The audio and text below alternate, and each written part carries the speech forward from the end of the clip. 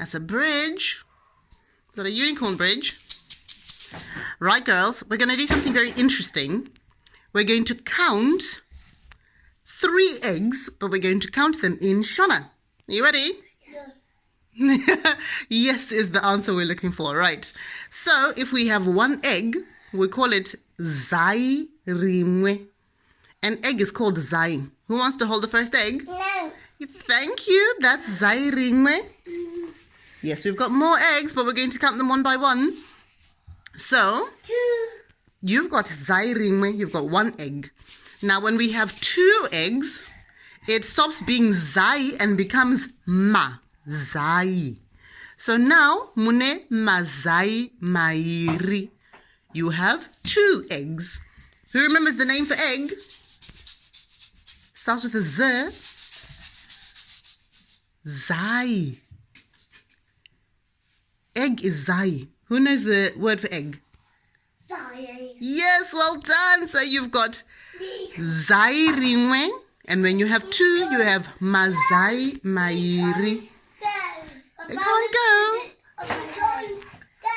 Okay, unicorns. Unicorns a go. Yes, 2 lovely unicorns are holding 2 eggs. And now we have egg number 3. So when you have 3 eggs in Shona, une Mazai matatu. Unfortunately, we've only got 3 eggs. Well, we have 4, but we're only supposed to count 3 eggs today. So when you have 3 eggs, une Mazai matatu. Thank you for that lovely egg. I like eggs. Right, who likes eggs? Me. Who likes 3 eggs? Me. So what's egg in Shona? Starts with Z. Zai. Yes, Zai. Well done. And when you have 3 eggs, mune Mazai. Can you say Mazai?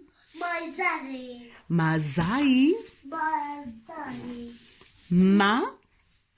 Zai. Yeah, and the third, when you have 3, you have Mazai matatu. So to say matatu, it's ma. Ma. Say ma. No, you've got to say matatu. Okay, well, thank you very much for counting eggs with Mummy.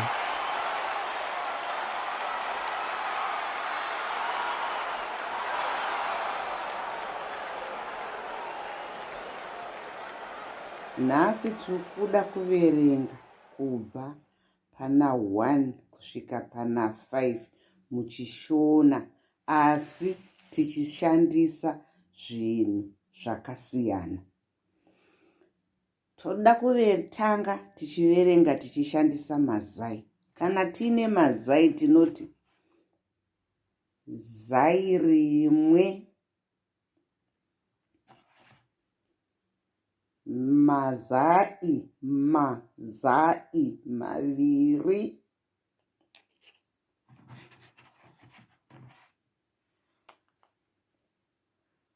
mazai matatu,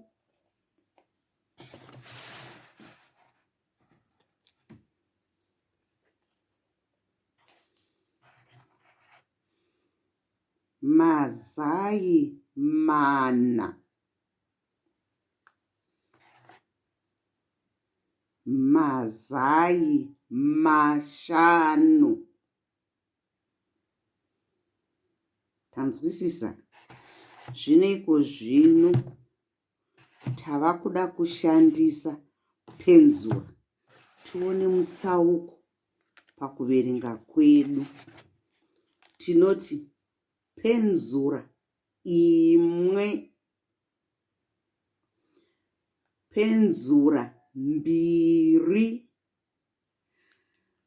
penzura nhatu, penzura ina, penzura shanu. Maona zvatisiyanei nemazai. Mazai tanga tichiti shanu. Tobva toenda pamidziyo yokushandisa mumba. Tinoti banga rimwe, mapanga maviri, mapanga matatu, mapanga mana, mapanga mashanu. Saka uwandu hwedu hunobvira pachinongedzo chechinhu chatiri kuverenga. Tobva toenda kuzvinhu zvakaita sezvipunu. Tinoti chipunu, chimwe, zvipunu zviviri, zvipunu zvitatu, zvipunu zvina, zvipunu zvishanu. Saka maona pakuverenga kwedu tichiti motsi, mbiri, nhatu, ina, shanu.